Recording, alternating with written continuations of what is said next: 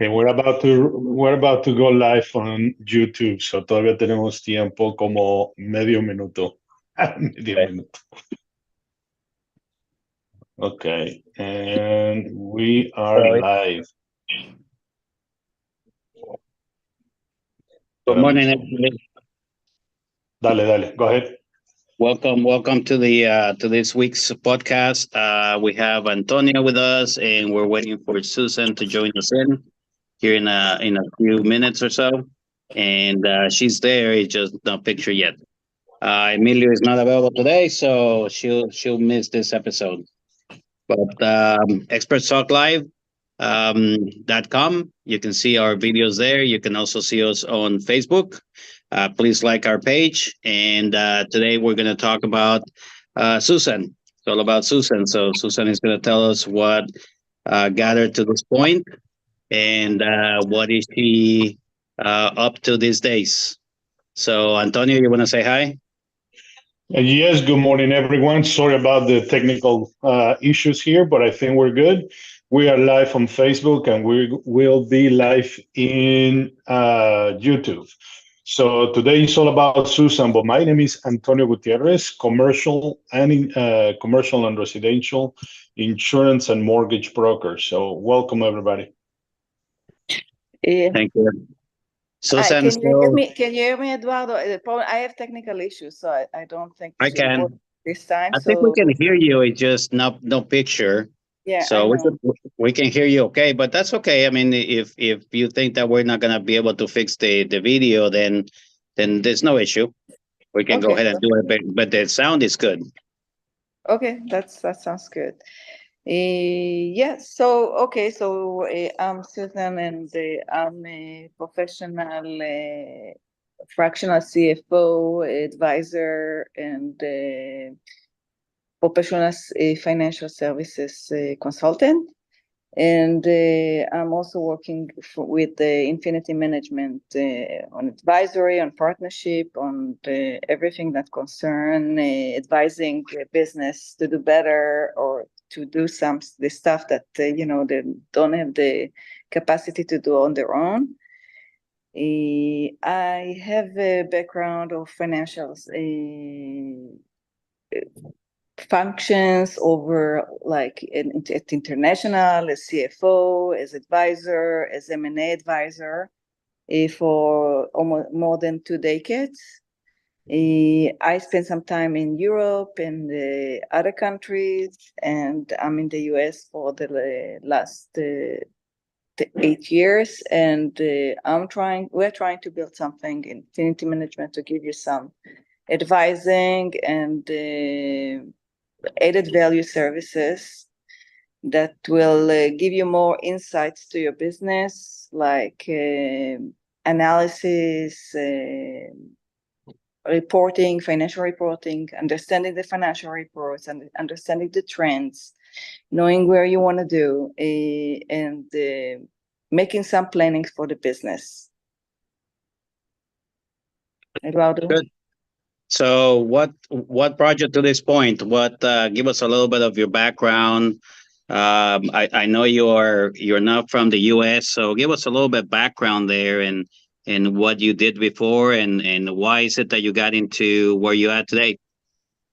Okay, so I was working, I am a Franco-Israeli background. I was working in Europe, in Israel, and in the US, of course, for mainly international companies, corporates. And I was mainly in the financial space, giving services to mainly tech companies, but not only technology. And I was a CFO for oil and gas company in France, in Europe, that became global, that went public at the time. And I'm in the US here, trying to do some advisories, like leveraging from our past experience and teaming up with you, Eduardo, to do what is right for the client. Good. So I met Susan about 6 months ago. Very interesting background. She's very into helping small businesses. I think she did her tour of duty with big companies, and now she wants to help small companies. So that's a great asset for small companies to have. And yes, we're working on the data analytics part of it and how to automate that reporting back to the client and making sure that the client understands the business and really has a pulse on the business at all times. So that's a venture that we're working with Susan and Infinity Management, and we're very close. We're very close. I think it's getting to the point where, is becoming part of the accounting and financial services. So that's awesome. So I know she has a great insight. She definitely has a broader view of the world and a broader view of the economy and so forth. And she can give a lot of insight into the business. A couple of questions from my end. Why the U.S.? Why are you here now compared to the that? Because you could be in Israel, or you can be in France, or you can be anywhere in the world. Why the U.S.? First, I came here initially for it was a career opportunity that brought me to the US. And I think in the US, actually, you can do things that you can't do in any other place in the world, like really taking things to the next level. It's like you don't have a ceiling glass in the US. This is what I like about doing business here. Like you can really do great things without being limited. It depends only on you, how far you want to go, how far you want to work hard, and how do you want to invest. And this is what I'm very much fascinated about the US. And one more thing, why is the US? Is because you can do everything in the US, you can make it even bigger. Like, you can go as far as you want. And I think I like it here. That's why I'm here. So the capitalism works, I guess. The American dream still alive. I think that first, the most for me, at least from my point of view, yes, the capitalism works, but I think the US is more social than you can admit, right? The Americans don't even admit how social is the US.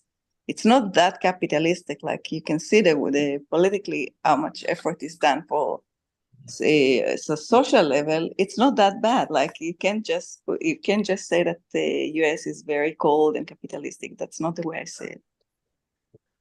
So we do have a little bit of the social part. I guess the government has done a good job on mixing a little bit the help to the social services and so forth. That's right. That's what I think. That's the way I can see it. Like when I'm comparing to other countries. Yes, of course, you can be a lot more on the social edge, but I think the right balance in the way that it's actually making you like, or I say it, encourage you to be entrepreneur and do bigger stuff. I think that's the way the US is, and I think it's very appealing. Good. Good. So so you're gonna stay here for a little bit and make the most out of the U.S. I know you travel quite a bit. Which I know you have done quite a bit of traveling. So, any traveling tips? Any good places to go? Any fun places to go? Naturally, I'm spending lots of time in France, and so I can recommend a lot France.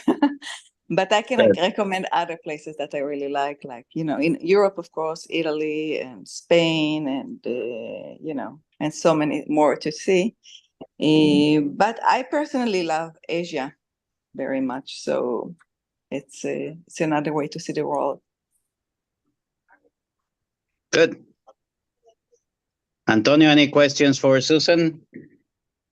That is actually a very nice intro of what you do. But so you work with large corporations. What was your role and what was your projects? What do you do for these companies?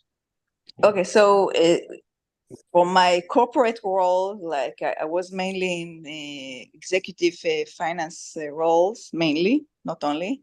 Like I was a CFO, I was divisional CFO. I was in certain group, like when I was helping develop the companies, doing M&As. I was sitting on boards in some companies, some countries.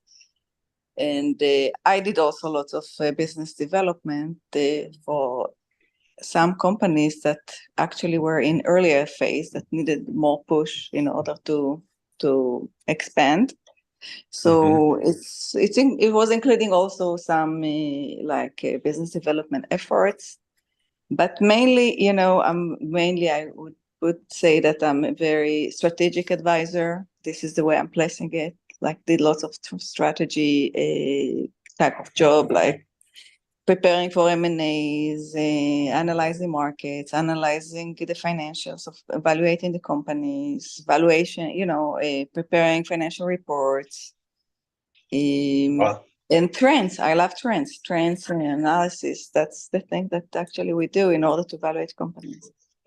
That is amazing. So that is good. So basically, here in the U.S., for companies, I don't know what is a small business now, right? But let's just say you work with somebody just making $1 million in sales. Is there still room for you to come in and help and advise, or is it too small for you? So I can tell you more than that. I'm mainly doing the past few years. I'm mainly doing startups that they've even less than $1 million revenue, or not even having the first dollar of revenue. So that's when can you bring added value that to prepare the business in order to strategize how to get your business. Yeah. So of course, every company needs a financial view, financial analysis, regardless the size of the revenue, regardless the size of the company.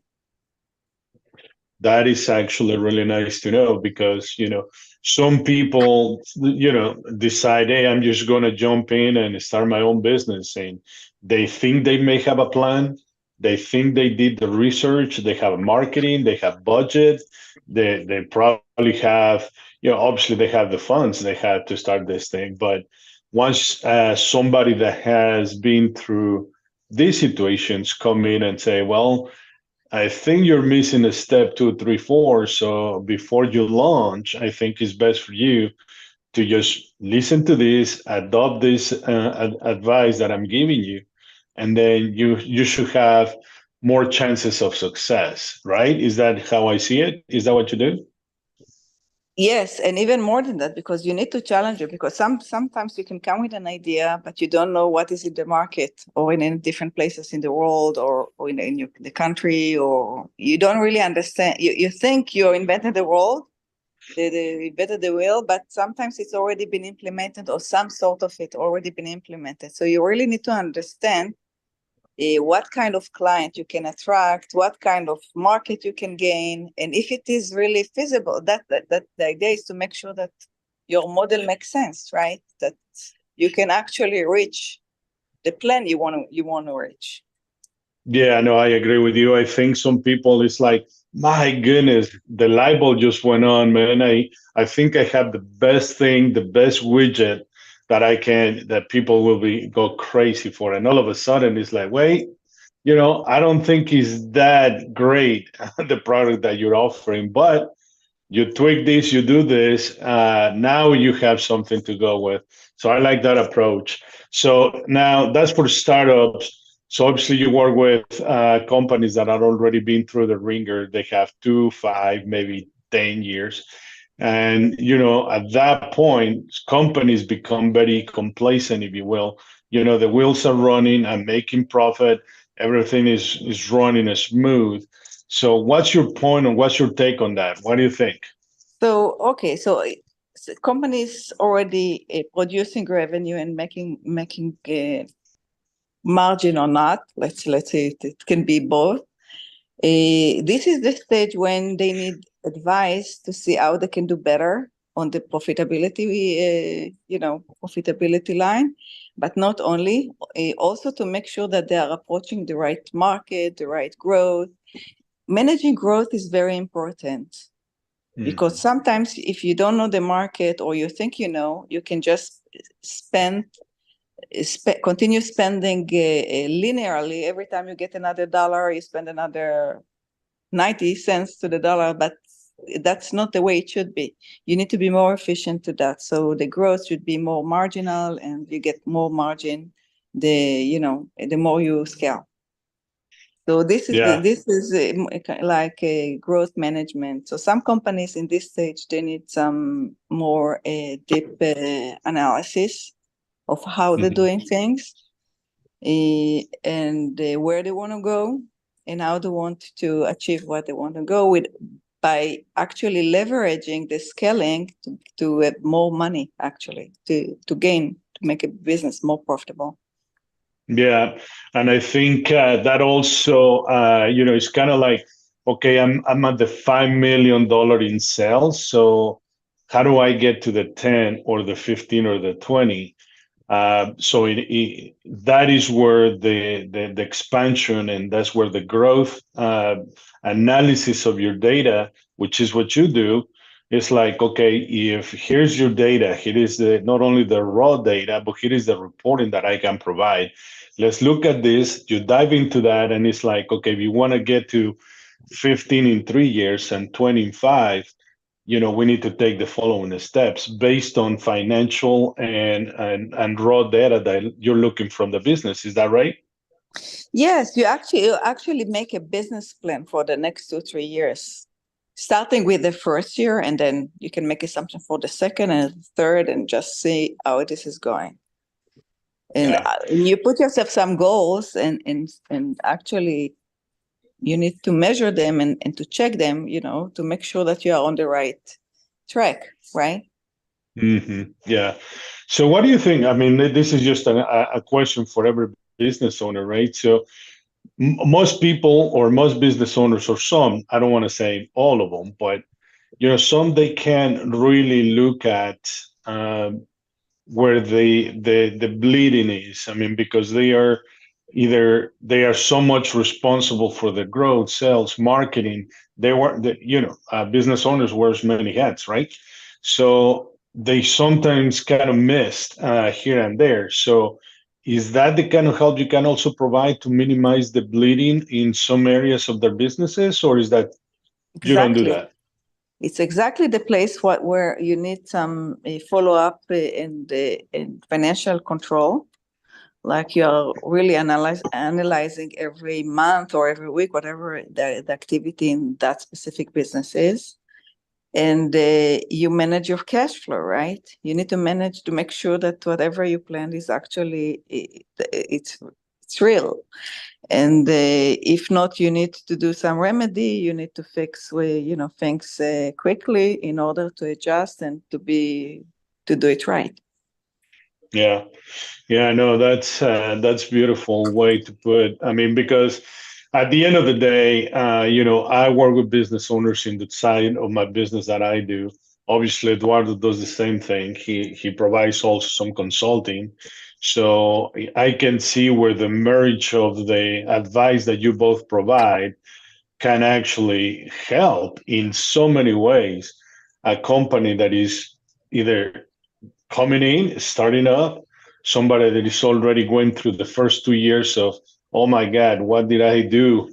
Right? Or a company that is already in their 5th year, 10 year, or 15 year that are, that are looking minimizing costs, finding and fine tuning. Why am I doing this? Why is this so expensive? And you guys can provide that kind of consulting. So I think that's a beautiful thing to do. So, Eduardo, anything else? No, I think, but you both are right. This is what the business need. That they need the ongoing information and the ongoing support to move around and change things as needed. But the main thing is that you need to be informed all the time. Otherwise, you're losing time of making the changes and so forth. So yes, that's what I saw from Susan, and that's why we're partnering. So um, Anyway, so Nice. you can reach us out to do that, and we thank you, Susan. I think that was great. Good to have you on the team, and definitely looking forward to working together on some projects with some clients. It's time to wrap it up. Any final thoughts, Susan? No, I think that as Antonio said, the combination is actually what is winning, because you bring all the spectrum of the business, from accounting to analysis to monitoring the business and monitoring the financial. All together is actually bringing the companies or the business to a healthy point of view. Perfect. Yeah, we need to have the business as healthy as possible. Antonio, you want to wrap up? Yeah. So, Susan, again, thank you for providing information about what you do. If you want to reach out to Susan, make sure you do listen to this podcast. She does a great job in fine tuning your company. Same with Eduardo. If you want to reach out to these two guys, they will provide you their phone numbers and everything. Listen to the podcast, Facebook, YouTube. My name is Antonio Gutierrez, commercial and residential insurance and mortgage broker. 940-435-1765. Eduardo? Thank you, Antonio, and thank you, Susan. To wrap it up, I'm Eduardo Medellin with Infinity Management, 214-882-9203, and give us a call, and Susan and I will be happy to have a conversation with you at no cost, and hopefully we can help you. Thank you for listening to the podcast, and we'll see you next week. Thank you, everybody. Have a good day. Bye-bye.